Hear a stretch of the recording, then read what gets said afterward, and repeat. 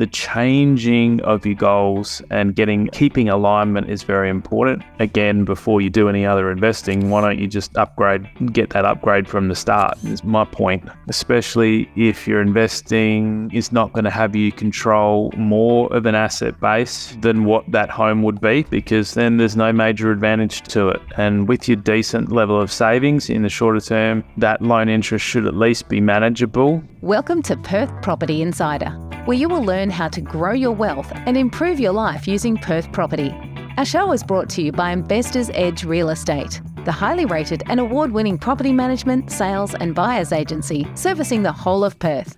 Now, here's your host, Jared Mann. G'day and welcome to another Q&A episode, our first for 2024. And I'm going into the questions getting asked on the Perth Property Investment Facebook group. So if you're not already a member, head over, search us out and join in the conversations. So I keep coming back to doing these type of episodes. They seem to be popular anyway. If you have a question that you haven't already posted on the Facebook group, head on over and post it there. And many others in the group will tackle it with their opinions. And this is just my thoughts and my opinion on what I would think about doing if I was in the same boat. Of course, I don't know your complete situation, so definitely worth seeking out professionals and getting advice. Now, let's get into it, shall we? First question, looking to draw on your experience with partnering to purchase investment properties. I understand the profit will be split, costs will be shared, potentially heartache when one party needs to sell or wants out, etc. Can anyone advise on any other concerns or share their experiences when it comes to investing with another person? So when I was starting out my investing, I partnered with my parents for 4 or 5 properties and also went on to partner with some other people, cousins, friends of the family. And then I went also at various other points have partnered with other investors to do projects or invest in properties. So I'm no stranger to doing it. And I also see a lot of clients that more informally do it, where it might be partnering with either your parents or partnering with a friend. And the most important thing is to sit and have a chat about what are you trying to get out of it? What's your goals for this property? How long are you planning to stay in and own the property? Because where partnerships don't work is when your overall alignment and goals change, and especially what causes them to often end is when one partner either needs their borrowing capacity back, because when we jointly buy something, it depends how it's structured, and it's worth getting accountant advice on that and speaking to a finance broker as well to work out the finance implications as well as the tax implications from both those professionals. But when if you jointly purchase the property together, that debt's going to show up as being a liability for you both. And let's say you buy a property at 600K. That 600K will count as a full debt, lowering each person's borrowing capacity by 600K. So it can be worth, putting it under one person's name and having a side joint venture agreement. And depending on how well you know each other, I think it's always best to get that down in writing and see a commercial solicitor to put something together, just outlining the basics of how are you sharing the upside of growth, how are you sharing the any shortfall in expenses when they come up, and then looking at under what situations is the property going to be sold.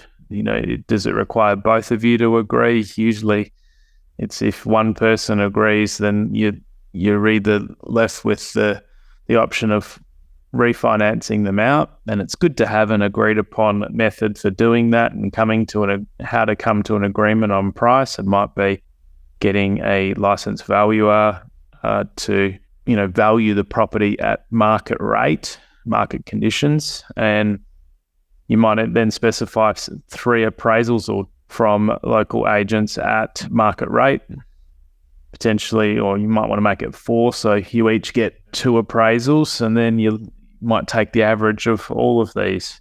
And so it is worth, thinking about that exit strategy, because where I've often gotten into trouble on my first ones, and thankfully they were with parents, so there's a lot more trust, there's a lot more understanding, and communication was good between us. But it's the unthought of things, it's the unsaid things, it's the unplanned out things that can result in that relationship getting strained a bit while you work those things out. And especially if you're not family and you're starting to work together for the first time, friends, for instance, you don't want things to sour any of those relationships. And that's why it's good to have all of this specified out. And I'm sure any commercial property solicitor that's used to creating commercial agreements can help you with this.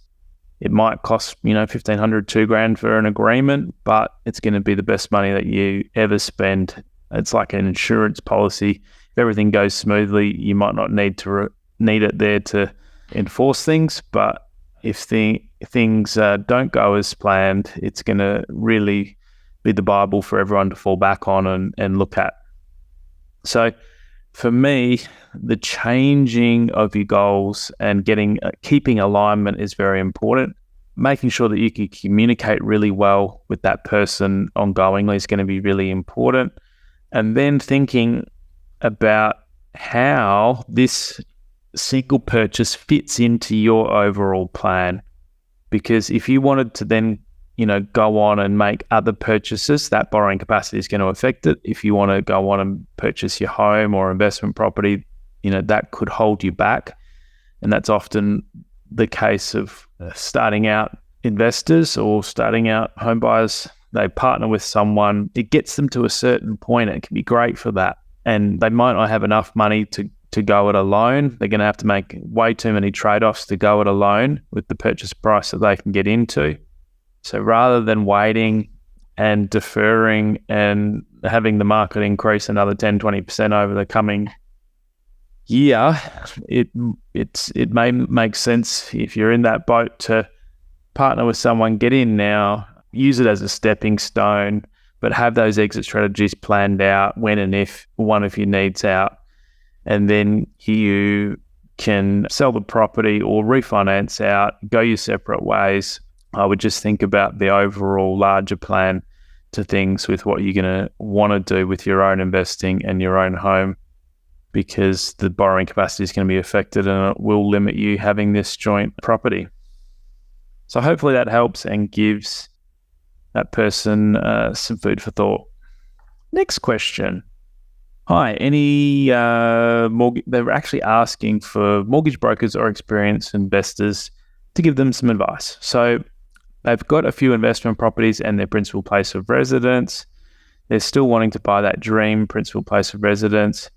And where they're at is that they're 30. One of the properties they own is a 2x2 apartment in a complex of 18. It's neutrally geared, so it breaks even at these higher interest rates after taking into account all expenses. So it's not costing them any money to hold.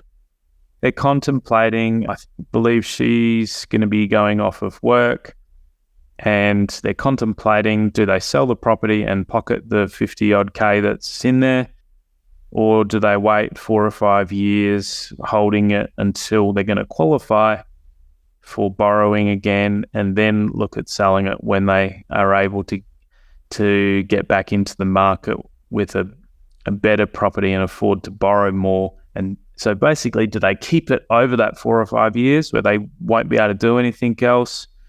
Or do they sell, pay down debt off of their home and save in the borrowings that they've got on their home?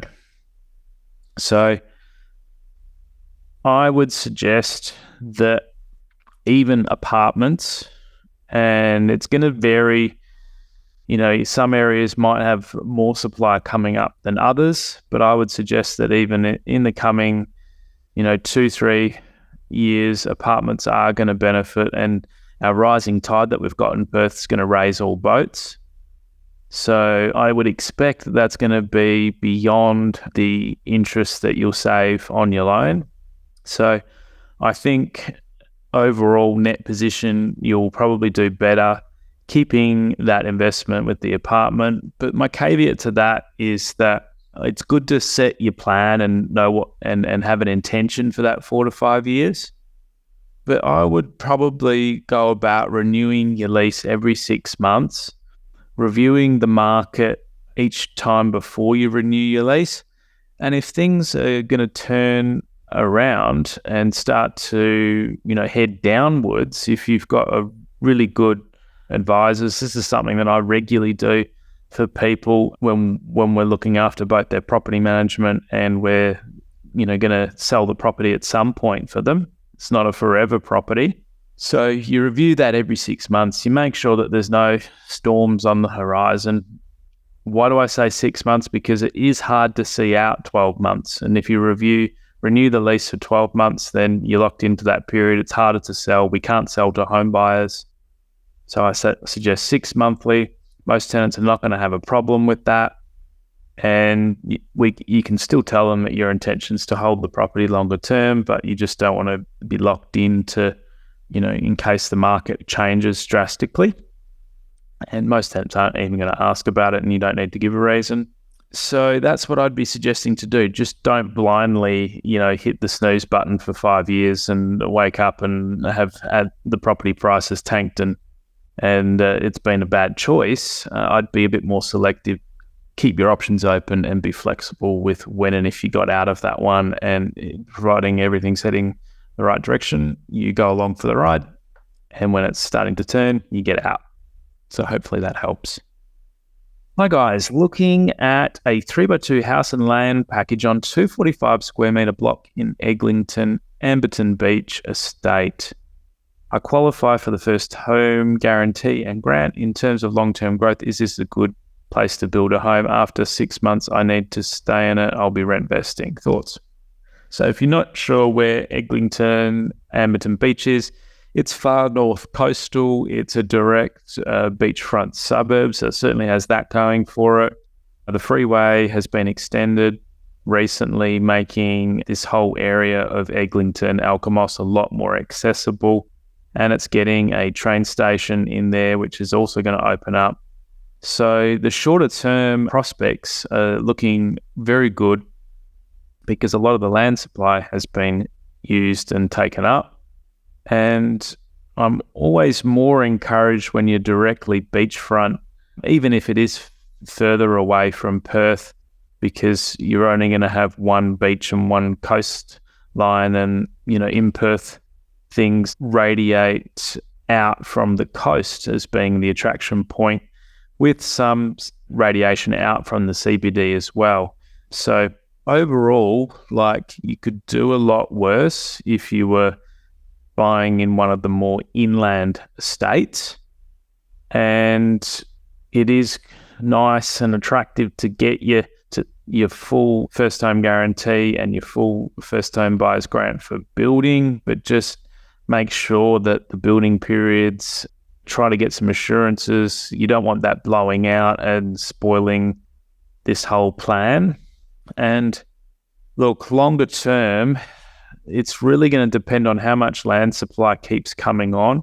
I'd look into how many stages are left and exactly, where this property is positioned within the overall estate. Make sure it's an attractive spot. And overall, I think in balance that it's probably going to be a pretty reasonable option if you can check out all those things and get ticks in those boxes. Would it be my number one choice? Probably not. I'd probably go for something a bit more established. You're only going to be living there 6 months. Is the money amount that you might save on your getting your grant and getting your home guarantee, etc., that money that you might save, it's probably going to be a bit more offset by the interest rates that you're going to pay at the moment. And when you're a first home buyer, you're probably going to pay a bit higher interest rate as well. With that property sitting while it's getting built, you're having to pay that with nowhere to, you can't move into it yet. And so you may be better off just weighing this option up before you pull the trigger by looking at more established options in your price point in an established area that's had a reasonable historical growth rate, with everything looking the right way for its current trends in days on market, number of properties on the market, rental vacancy, and see what else you can get on the established side, because generally that would be my preference if I was just wearing the investment hat. All right, next question. Hopefully that helps. Hi all, what are your thoughts on Dola for investment as opposed to Westminster, Nollamara? Thanks in advance. Now, you'd probably notice if you go and drive around these suburbs, Girraween's also in the mix out there, that Dola is one of the lowest priced properties in Perth. It's as lower socioeconomic as you can probably get. It has a lot of Homes West houses, a lot of older complexes, and unlike Westminster, Nollamara, Belga, and even Girraween to a certain extent, it hasn't undergone as much redevelopment, whereas that surged in Westminster and Nollamara with new villa groups and townhouses popping up everywhere that has changed those suburbs to a much greater degree and made them a lot more, I guess, widely appealing, because it's increased the types of residents, increased, I guess, the economic means of the residents that are in Westminster, Nollamara. I take a bit more pride in their properties than the newer houses have certainly changed the suburb. There's a bit more quality of tenants in there, quality of residents. So, look, I'm really hesitant about buying in Dola and Girraween, those two suburbs. It can be really difficult if you end up next to a property that has the wrong kind of owner or tenant in it. It can really negatively detract you from either finding tenants and or reselling the property. I'd be checking and making sure that there's no Homes West next door to where you're buying directly, and I'd be knocking on the neighbours' doors and meeting them, and I'd be doing that each side and the very back neighbour as well. I wouldn't go to that extent on other purchases, but because this area is a lot more prone to have trouble, I would. I just think you might be better off saving to get into a better location. And if you're tenanting it and doing this for investment, it's going to be a lot harder to find good tenants. You're going to have a lot more problems that'll come up in even if you think you've selected a good tenant, the chances of them, having difficulty and not paying rent, or, it's going to need very good and tight management.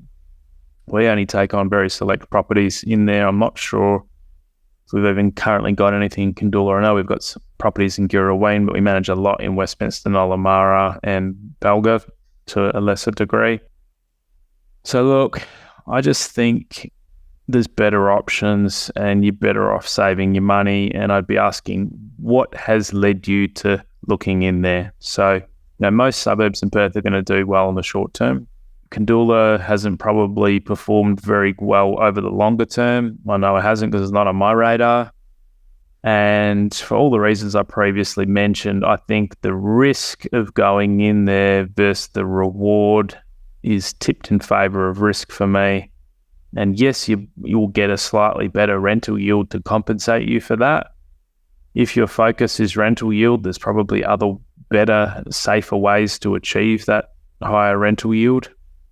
So all in all, I'm fairly negative on Dola, but I was trying to be diplomatic, and hopefully that at least gives you some food for thought as to the variables that I'm looking at.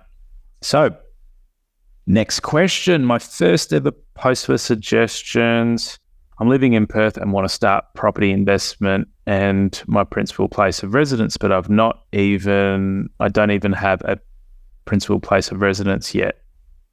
I have a saving of $500K and We're both earning 120k income, renting for many years, which was very reasonable, 5 kilometres from the city, paying $300 a week, but in an older 3x1 house. And I lost opportunities to be in property investment. Should I buy my principal place of residence first and use the 500k towards this? But price near city is about 900k, drawback, very pricey, and all the savings will be used in my principal place of residence. Option 2, should I avail my first homeowner scheme with a 10% deposit, no lender's mortgage insurance cap, but by purchase prices limited to 600k. The drawback is this would be in older outer suburbs and cannot buy more than 600k due to government caps. Suits to convert it to an investment property later and use my savings to buy another investment property. Being a family of 4, require a decent 3x2 house, not too old. Family desperately need a better home near city due to kids' schooling. Suggestions would be appreciated. So when I think about the role that the family home plays in our overall mix, it's very important. And I'm a big proponent of getting at least something that's right that you can hopefully be in for 5 years. When you've got kids, you ideally want stability, and some people would, at least want to see out their primary school period or their high school period before moving them again. So, you've saved up a very decent deposit. It's meant that you've missed other opportunities in the past, but you can't go back and change that. So don't keep kicking yourself for not having done more investing or more on the home front. What's key as well when buying this home is for it not to be such a stretch that you can't afford it, and it's not going to allow you to save money for investment and have money for holidays and to live your life. So that's why sizing of it is very important. And I can't say without getting deep into your strategy and your other things, but it might be worth sitting down with a finance broker and looking at how those numbers look. And you could look to put the whole of your savings into your home. Then you've paid off as much personal debt as you can. And then when and if you can afford to, you could look to start investing by using the equity and taking out a loan for a tax-deductible investment purchase. And there's so many different pros and cons that you can look at between these two options that you've mentioned that it can get confusing, and you don't want to have analysis paralysis and just keep renting for another 5 years and not taking on either of these options. So I don't want you to do that. You do need to choose one. And why do I say you need to choose one? Because we're at a stage in the market we're probably going to get, more growth for at least another 2 years. And I want you to get the upside of that so that, you've got some further wealth behind you that's going to keep enabling you to either upgrade your home again when and if you want to, and or you're creating wealth towards your future. So if option 2, which was going to the outer suburbs and only spending 600k, if that's really going to take you away from your dreams of what you want for your kids and their schooling, and if that's only going to be a really short-term sort of option, it may be best just, instead of whenever we buy a property, we have to pay buying costs. Whenever we sell, we have to pay selling costs. I would look at how quickly you might be able to get back out of there and decide if you're going to be okay with that time period. But with the incomes that you've got, it's probably going to take a while to once you make that purchase with that, it's going to take a while without selling that, because you'll have probably too much wrapped up in the property to be able to. And if you're going to go and upgrade again before you do any other investing, why don't you just get that upgrade from the start, is my point. Especially if your investing is not going to have you control more of an asset base than what that home would be, because then there's no major advantage to it. And with your decent level of savings in the shorter term, that loan interest should at least be manageable. I would sit down with your finance broker, look at what's manageable, and you can potentially afford to borrow more than the 900K. And I would look at what areas you can get into that are going to have good schools for the kids. I would wear that investment hat as well as the home buyer hat. Make sure that it stacks up onto the investment side as well.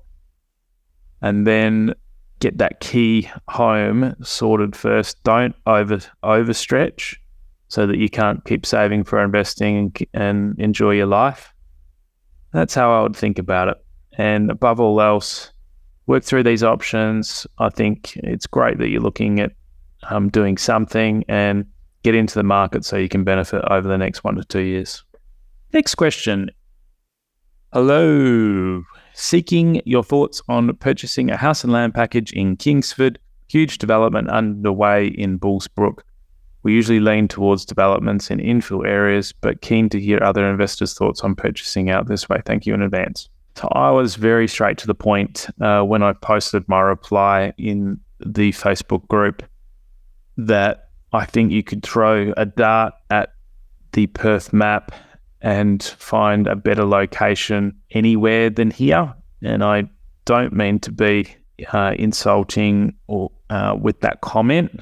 What I'm getting at is that there's a huge amount of land out there. You're right on the periphery, right on the edge of urban development in Perth. Yes, in the shorter term, you'll get some upside because land's getting released slower than there is demand. The building prices are increasing, which is flowing through to the price of everything. But the medium to longer term, I think prices are going to be suppressed. And if you're buying this for investment, surely there's much better options than going out that way. And I would take the same approach of looking at buying something unique that's established, that doesn't have lots of land supply, and that's going to maybe not be as sexy and maybe not have the exciting, we're getting a shopping centre and we're getting a new this and a new that, but the land supply above all else is going to keep prices suppressed. And so I would encourage you to look elsewhere. Good evening. I've been following this page for a while, and I had plans to buy an investment property in Perth whilst doing remote work with paid accommodation elsewhere. However, the remote work has now fallen through, and I'm finding myself struggling to make a decision on how to proceed.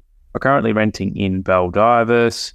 Ideally, we'd like to be close to the city, but their max budget is only $550K. So they don't have a huge amount of options. And they're convinced that if they don't buy in 2024, they'll be completely priced out of Perth. I tend to echo that sentiment. So I think they're on the right track with at least looking at their trade-offs and what they should do. So the options they've come up with so far is buy a principal place of residence in Armadale, Kelmscott, Camillo areas, hoping that we'll have capital growth, which will then enable us to potentially upgrade for a better principal place of residence and use that as our investment property. Continue to rent in Baldivis for the time being and buy an IP elsewhere, most likely same areas or potentially a 3x1 in another suburb. Try and save as much money as possible and hope the IP will grow to enable us to refinance and buy a better PPOR once our incomes have increased. Most likely won't be for a couple of years. Just wondering what others in the group would do if they were faced with similar issues. We've got a 10% deposit for our budget, but we already are an owner that sold a property in Victoria, so can't use the first-time owner's grant. Now, I think this question is so focused around what you need for your family. And again, I would come back to letting that initially be the driver of how you make a decision on what to do for your home.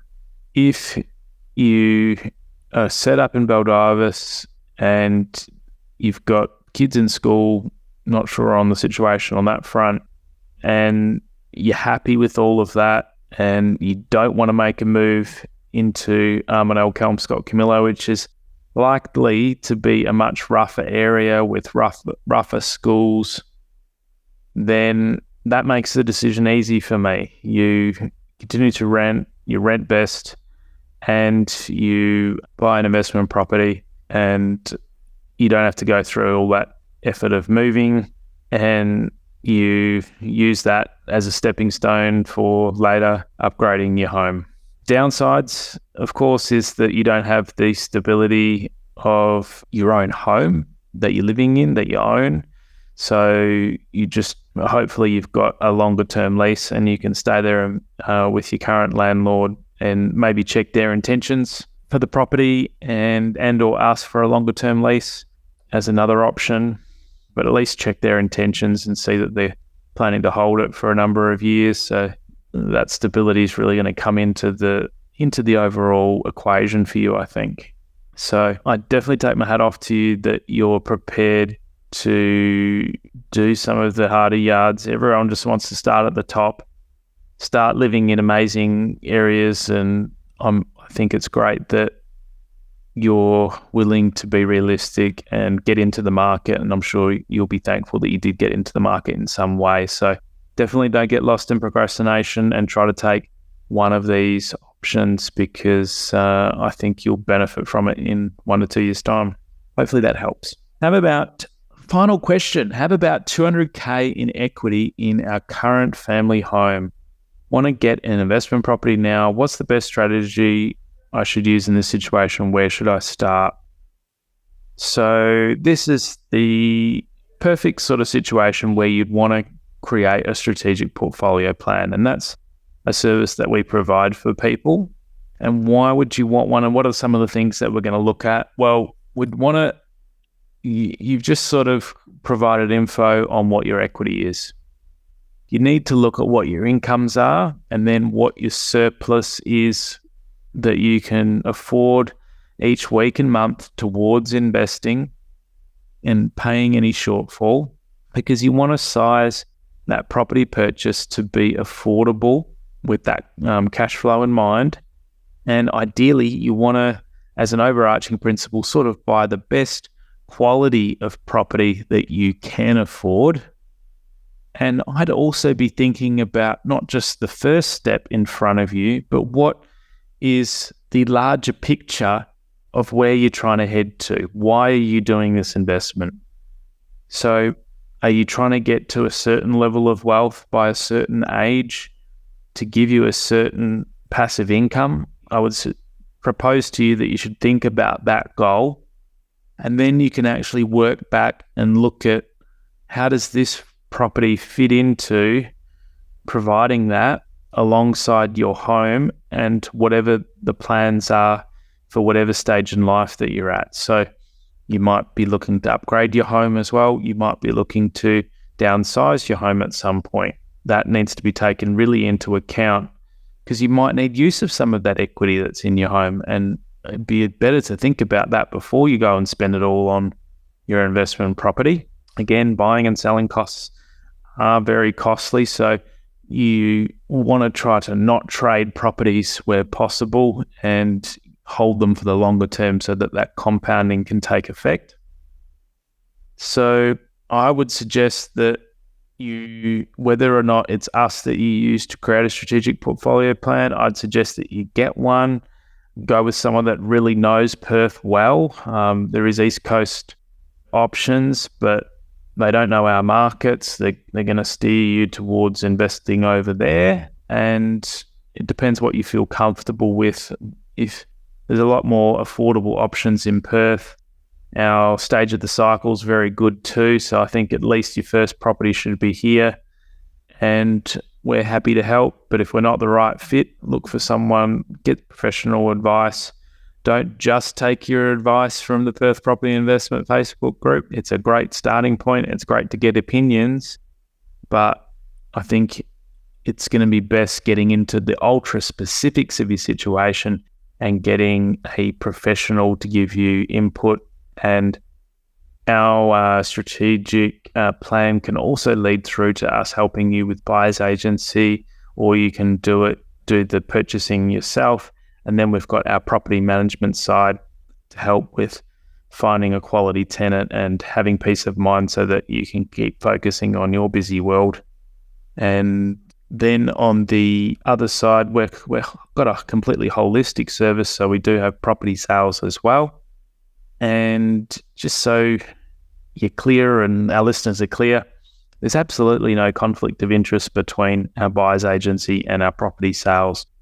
Our experience that we have in all areas goes into, having a more holistic advice and helping each of the individual services be their best and to give you not just a narrow focused input. When we're looking to buy a property, we're thinking about how is it going to rent? How is it going to resell in the future? And we're never going to go buying properties that we are selling. That would be a conflict of interest. That would be untrustworthy to do that. No, we're going to represent our buyers to go and buy the very best property from the market. We're going to use the relationships that we have with sales agents and other buyers agents to do that. And then if we're selling your property down the track, we're going to get the very best price from the market and we're going to put it out to the wider market and find the very best price. And I also put it out to all the buyers agents that we know as well, and they get in the mix with offers as well. And if they happen to be the best price and best purchaser, then that's great. But otherwise, I'm looking for the best price for that seller when we're doing that. So just wanted to clarify that in case there was any misunderstanding. And I find, at least for our clients and the feedback we're getting, that the holistic service has huge appeal and you can have one trusted person for your whole journey that really gets that bigger picture. So I think that's a nice place to end things on. If you've enjoyed this episode, I'd really appreciate you going and posting a review on iTunes. You can post so a few words would be appreciated. If you're on Spotify, you can post a rating. And if you can think of someone that this podcast might help, share it. And finally, if you're not already a member of Perth Property Investment Facebook group, head on over, join in the conversations, and I'd love to see you along there. Thanks for tuning in. Catch you on the next one.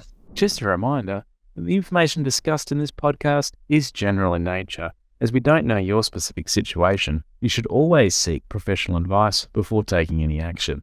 For free market reports on your suburbs of interest and other helpful resources to grow your wealth, make sure you join my property investor update at investorsedge.com.au/join.